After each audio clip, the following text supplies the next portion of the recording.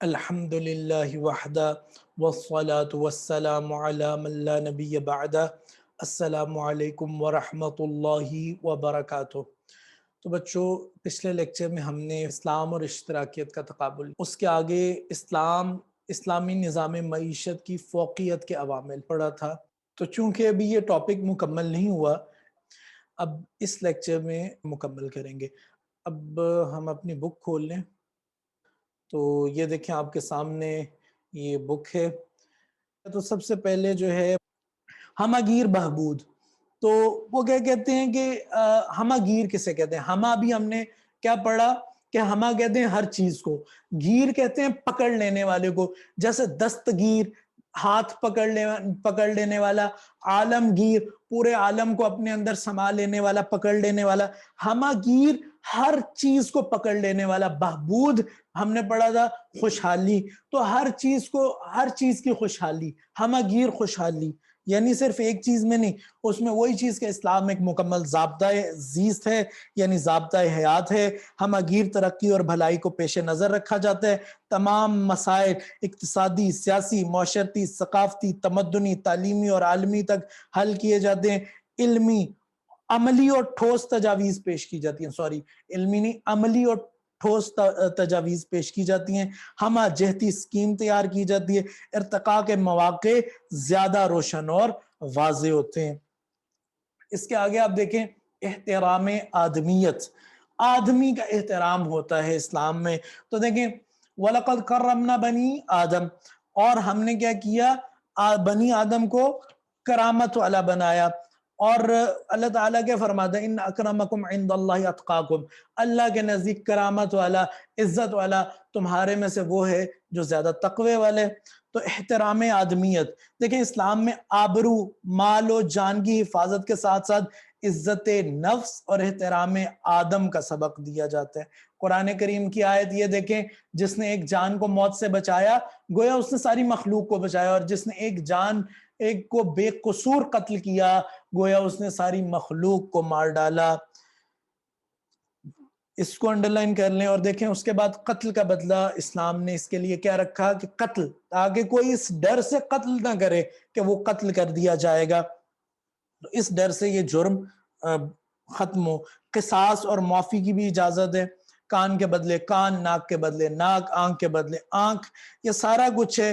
اور اس میں یہ اس لیے کہ دیکھیں اب بندہ کہ یہ تو بڑا ظالمانہ ہے کہ کان کے بدلے کان، اس نے تو کر دیا، اس کے ساتھ ایسا سلوک کیوں کیا جائے؟ اس کے ساتھ ایسا سلوک اس لیے کیا جائے تاکہ آئندہ کوئی اس طرح کا کام نہ کرے، اور جو لوگ پہلے جنہیں اس چیز کا علم ہے کہ یہ قانون ہے، وہ ڈرتے ہوئے کبھی ایسا کام نہ کرے، کسی کو تکلیف اور نقصان نہ پہنچائیں۔ آگے یہ چیز انڈرلائن کریں کہ اجتماعیت میں انسانوں کو گاجر مولی کی طرح کاٹا جاتا ہے، پیچھے ذکر گزر چکے نا۔ اور دیکھیں نچلی لائن پہ انڈرلائن کریں خون، اور دیکھیں لوگوں کی عزت، یہ دو چیزیں انڈرلائن کریں۔ ان سے کیا ہوتا ہے؟ ہولی کھیلی جاتی ہے، یعنی ان کے لیے خون اور عزت لوگوں کی کوئی معنی نہیں رکھتی۔ انسانیت کا مذاق اڑایا جاتا ہے، دو فردوں کے درمیان رقابت کی آتش بھڑکائی جاتی ہے۔ تو یہ چیزیں ہیں کہ دوسرے نظاموں میں یہ نہیں ہے، یہ اسلامی معاشی نظام میں اس وجہ سے اس کو فوقیت حاصل ہے۔ حلال و حرام میں کیا فرق ہے؟ تو دیکھیں دوسرے نظاموں میں حلال و حرام نہیں ہے، اس میں حلال و حرام کی تمیز ہے اسلامی نظام میں، اس وجہ سے اسے فوقیت حاصل ہے۔ جائز و ناجائز کی بہت زیادہ اہمیت ہے اس میں۔ اچھا یہ نچلی لائن پہ انگریز سٹور کا گوشت کھاتے ہیں، یہ سٹور نہیں ہے، یہ سور ہے، سور کا گوشت کھاتے ہیں، تو اس کو ذرا ٹے کو آپ ہٹا دیں۔ تو اس کے آگے انہوں نے کچھ آیات دی ہیں، یا ایھا النبی لم تحرم ما حل اللہ لک، اے نبی آپ اس چیز کو کیوں حرام کرتے ہیں جسے اللہ تعالیٰ نے آپ کے لیے حلال بنائے؟ یعنی کیا ہوا کہ رسول اللہ صلی اللہ علیہ وسلم نے، اب یہ آیت انہوں نے پتہ نہیں کیوں اس جگہ پر شامل کر دی۔ اس آیت کا واقعہ یہ ہے کہ رسول اللہ صلی اللہ علیہ وسلم نے قسم کھائی تھی کہ میں شہد نہیں کھاؤں گا، اس کی ایک وجہ بنی تھی۔ تو اللہ تعالیٰ نے آیت نازل فرمائی کہ یا ایھا النبی لم تحرم ما حل اللہ لک، آپ اسے کیا کہتے ہیں، اس چیز کو کیوں حرام کرتے ہیں کہ جو اللہ نے آپ کے لیے حلال کی؟ اس کا ادھر کوئی مقصد بنتا نہیں۔ حلال و حرام تو واضح ہیں، اور اگر یہ یہاں سے اس آیت سے یہ ثابت کرنا چاہتے ہیں کہ نبی اکرم صلی اللہ علیہ وسلم، اللہ نے جب ہر چیز واضح کر دی اور نبی اکرم صلی اللہ علیہ وسلم کو کہا آپ کیوں ہر چیز واضح، آپ کیوں حلال کو حرام کر رہے ہیں، تو میرے خیال میں یہ رسالت مآب کی شان میں گستاخی ہے کہ دیکھیں ایک تو نعوذ باللہ رسول اللہ صلی اللہ علیہ وسلم کو سمجھ نہیں تھی حلال کے حرام کے، اور دوسرا یہ کہ گویا رسول اللہ صلی اللہ علیہ وسلم کے پاس اختیار نہیں تھا حلال و حرام کا، جبکہ ہم دیکھتے ہیں کہ اللہ تعالیٰ کیا فرماتا ہے وَمَا آتَاكُمُ الرَّسُولُ فَخُذُوهُ، جو رسول دے دے وہ لے لو، وَمَا نَهَاكُمْ عَنْهُ فَانْتَهُوا، اور جس سے اسے کیا کہتے ہیں رسول منع کر دے اس سے منع ہو جاؤ، اس سے رک جاؤ۔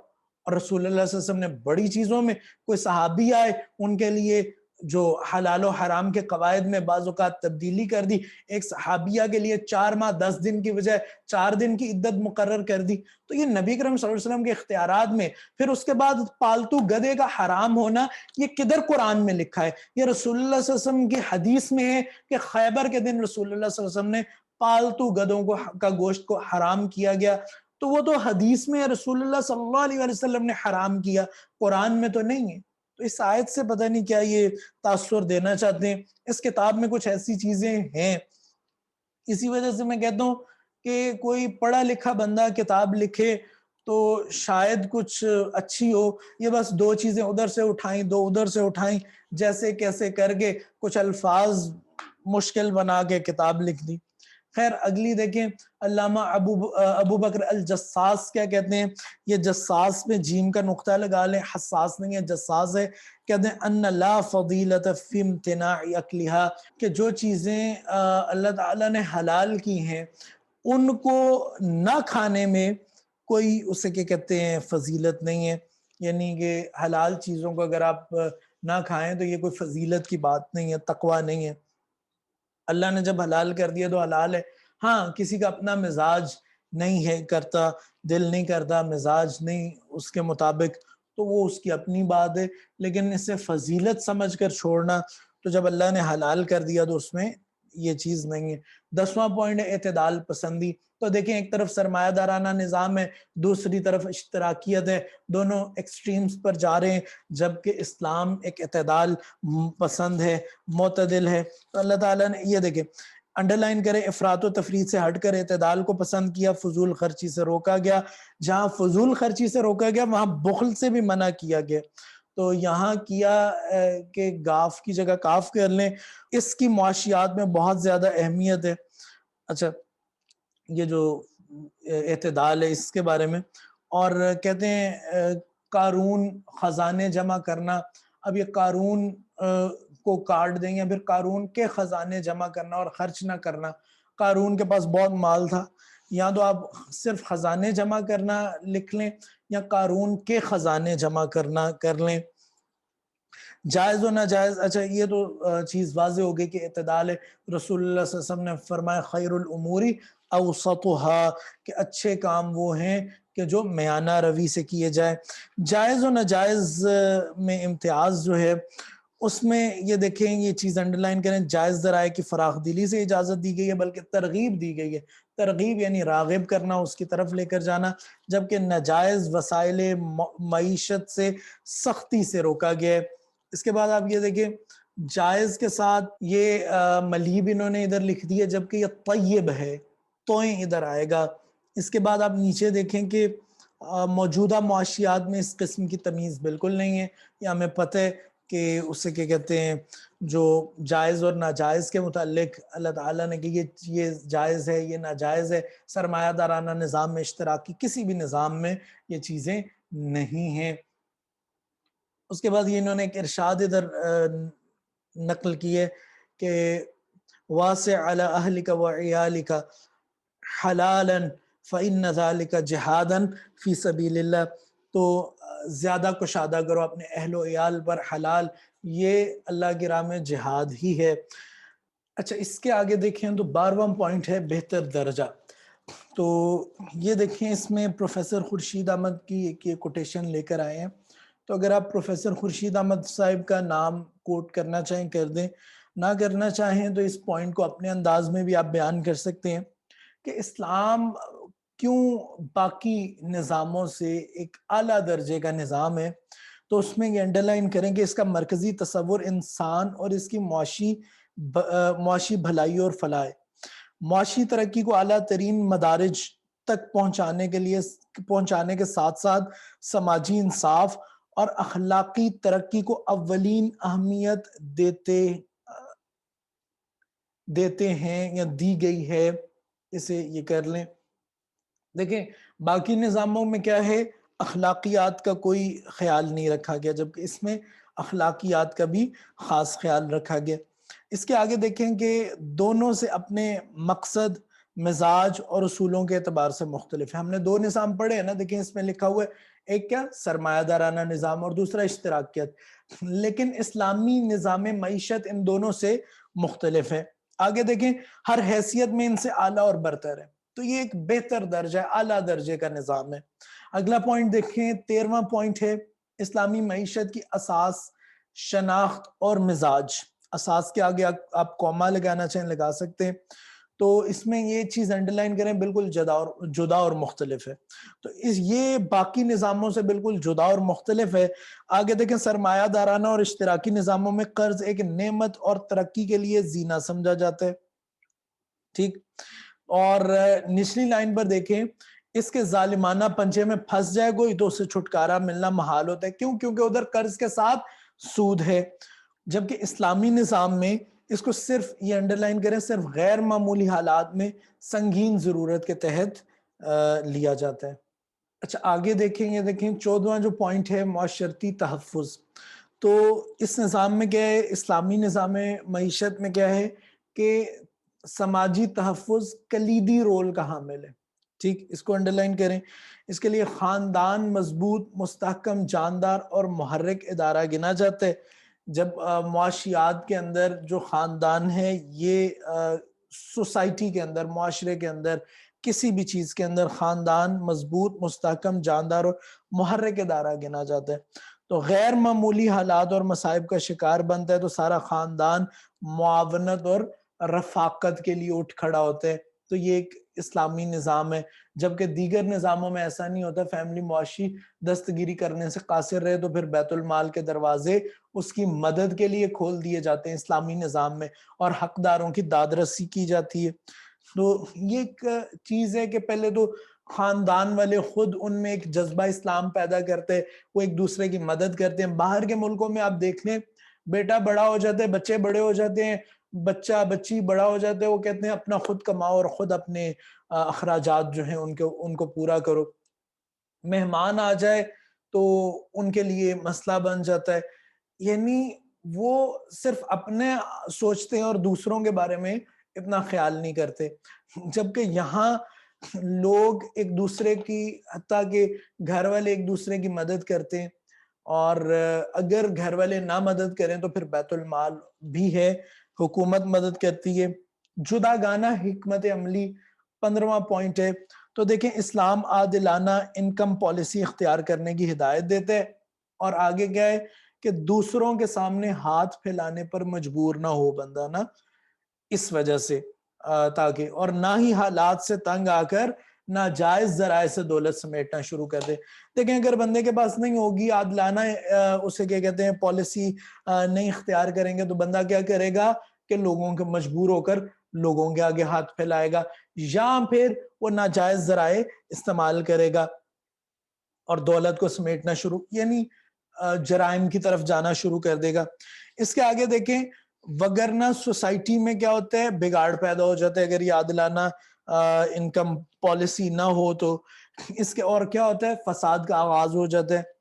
آگے دیکھیں تاہم اسراف و تبذیر، یہ تیزیر نہیں ہے، یہ تبذیر ہے، اور یہ زیر نہیں ہے، ذال ہے، تبذیر، ذال کے ساتھ تے بے ذال یہ رے، تبذیر، ولا تبذر تبذیرا ان المبذرین کانوا اخوان الشیاطین وان الشیطان وکان الشیطان لربہ کفورا، یہ آپ نے آیات پڑھی ہوئی ہیں۔ تو یہ دیکھیں یعنی عادلانہ انکم پالیسی ہونی چاہیے، تاہم اسراف و تبذیر سے ہٹ کر اپنی چادر کے مطابق پاؤں پھیلانے کی تلقین اسراف و تبذیر سے ہٹ کر اپنی چادر کے مطابق پاؤں پھیلانے کی تلقین کرتا ہے اسلام. یعنی اسراف کیا ہے کہ جائز چیزوں میں حد سے زیادہ پیسے خرچنا، اور تبذیر کیا ہے حرام چیز میں 1 روپیہ بھی اگر خرچ دیا جائے تو وہ تبذیر کے اندر شامل ہوگا. تو اسراف و تبذیر سے ہٹ کر صرف اتنے ہی اخراجات، اتنی ہی چیزیں، اتنے ہی کام کیے جائیں کہ جو آپ کی گنجائش میں ہوں، جو آپ افورڈ کر سکیں. ایک تو اس طرف، دوسری طرف پالیسی اسلام ایک ایسی بنا کر دیتے ہیں کہ آپ خود بخود مطلب آپ کے لیے زندگی آسان ہو جاتی ہے، آپ مجبور نہیں ہوتے، آپ جرائم کی طرف نہیں جاتے. حسین امتزاج کو دیکھیں، 16واں پوائنٹ ہے، تو اس میں یہ چیزیں انڈرلائن کریں کہ مسلمان کے ایک ہاتھ میں دین تو دوسرے ہاتھ میں دنیا ہوتی ہے. اس پر ہم پہلے بات کر چکے ہیں. وہی ساری چیزیں، مسلم چاہے آجر ہو یا تاجر یا خریدار، آجر کے اوپر مد لگا لیں اور نیچے آگے انڈرلائن کر لیں، بلکہ وہ روحانی پہلو کو بھی پیش نگاہ رکھتا ہے. یعنی صرف اور صرف دنیا کو نہیں رکھتا، اس کے ایک ہاتھ میں دین ہے، دوسرے ہاتھ میں دنیا، صرف دنیا کی طرف نہیں بلکہ روحانیت اور دین کی طرف بھی ہوتا ہے. اور اگر اسے کیا کہتے ہیں روحانیت کے پہلو کو نظر انداز کر دیا جائے تو کیا ہوگا؟ خرابیاں اخلاقیات کی جو ہم پہلے دیکھ چکے ہیں، سرمایہ دارانہ نظام میں بھی اور اشتراکیت میں بھی.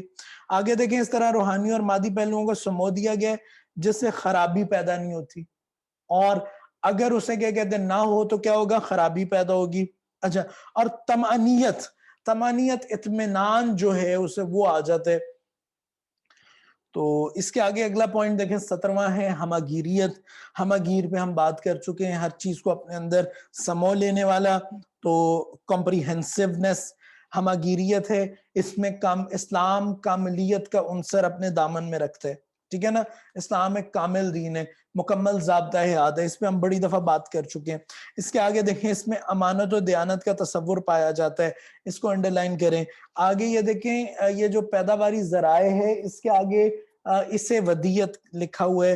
اس میں آپ سین کر لیں تو اسے ودیت کیے گئے ہیں. تو بس اتنی چیز کہ یہ ہماگیر ہے، ایسا نظام ہے کہ دوسرا کوئی نظام اس کے برابر. یہ صرف ایک شعبے کو نہیں، ہر شعبے کو اپنے اندر لیتے ہے. امانت و دیانت جو ہے، اس اپنی مثال آپ پیداواری ذرائع اسے ودیت کیے گئے، اس لیے ساری سوسائٹی کا ان پر حق ہوتا ہے. مستعدی یعنی استعداد کار سبق دیتا ہے، معاشرتی، سیاسی اور معاشی نظام کی تعمیر نو کرتے ہیں. اگلا پوائنٹ دیکھیں، اگلا پوائنٹ ہے ترقی پسندیت. تو یہ ترقی پسند ہے، یہ ایسا نہیں ہے کہ بہت سارے مذاہب ہوتے ہیں کہ وہ ترقی کے بالکل خلاف، سائنس کے بالکل خلاف ہوتے ہیں. تو یہ ترقی پسندیت اس میں ہے. اس کے بعد انہوں نے یہ اے حکیم صاحب کا، خلیفہ اے حکیم کا ایک عبارت ایک وہاں سے ایکسٹریکٹ دیا ہے، تو یہ آپ پڑھنا چاہیں تو پڑھ لیں. آگے دیکھیں کہ یہ اگلے صفحے کے اوپر مقصود انقا ہو جائے. انقا ہو جائے کیا مطلب ہوا؟ انقا ایک پرندہ ہے جسے انگلش میں فینکس کہتے ہیں. تو یہ پرندہ ایک فرضی پرندہ ہے، اصل میں نہیں ہوتا. اس کے بارے میں بے شمار چیزیں آتی ہیں کہ یہ جلتا ہے اور اپنی راکھ سے ہی اس میں بچہ پیدا ہو جاتا ہے. پھر وہ بڑا ہوتا ہے، جب وہ مرتا ہے تو وہ جل کے راکھ ہو جاتا ہے اور اس میں سے دوبارہ بچہ پیدا ہو جاتا ہے راکھ میں سے. اس کے علاوہ اس کے جو اس میں ہیلنگ پاورز ہوتی ہیں، اس کے آنسو جو ہوتا ہے وہ زخموں کو اسے بھر دیتا ہے، ہیلنگ پاور ہوتی ہے. اور یہ ایک انقا چونکہ فرضی ہے، حقیقت میں ہے ہی نہیں، تو اس وجہ سے انہوں نے کیا کہا کہ اپنے پاؤں پر کھڑا ہونا چاہیے. دوسروں کی تقلید کرنے سے گوہر مقصود جو ہے انقا ہو جاتا ہے، یعنی غائب ہو جاتا ہے، ختم ہو جاتا ہے. آگے جو اپنے ہیں اس کو کاٹ لیں، جملہ ادھر سے شروع ہوگا، نظام مصطفیٰ کو ہی اپنا اوڑھنا بچھونا بنایا جائے. 19واں پوائنٹ دیکھیں، امداد باہمی. تو کہتے ہیں انسانی سوسائٹی ایک اکائی ہے، اس کو انڈرلائن کریں. اور انہوں نے آگے یہ حدیث لکھی ہے، الخلق کلہم عیال اللہ. لیکن اس حدیث کے بارے میں اختلاف ہے کہ دیکھیں اسے کیا کہتے ہیں، اگر حدیث نہ بھی ہو تو الخلق کلہم عیال اللہ، کہ تمام کے تمام جو لوگ ہیں اللہ کے گھر والے ہیں، اللہ کا گھرانہ ہے، اللہ کا کنبہ ہے، تو یہ تو مطلب چاہے اس سے مقصد جو بھی ہو لیکن یہ شرک اصغر تو کم از کم ہوگا۔ اور اگر اس کو دیکھا جائے مطلب کہیں نہ کہیں جہاں اللہ نے، یہودی کہتے تھے کہ ہم اللہ کے خدا کے بیٹے ہیں، بائبل میں اٹھا کے دیکھ لیں ہم خدا کے بیٹے ہیں، اور کہیں بھی ان سے بیٹے ہونے سے مراد یہ نہیں تھا کہ واقعی میں بیٹے ہیں، بیٹے ہونے سے مراد تھا ہم بہت چہیتے ہیں، ہم اللہ کے بہت محبوب ہیں۔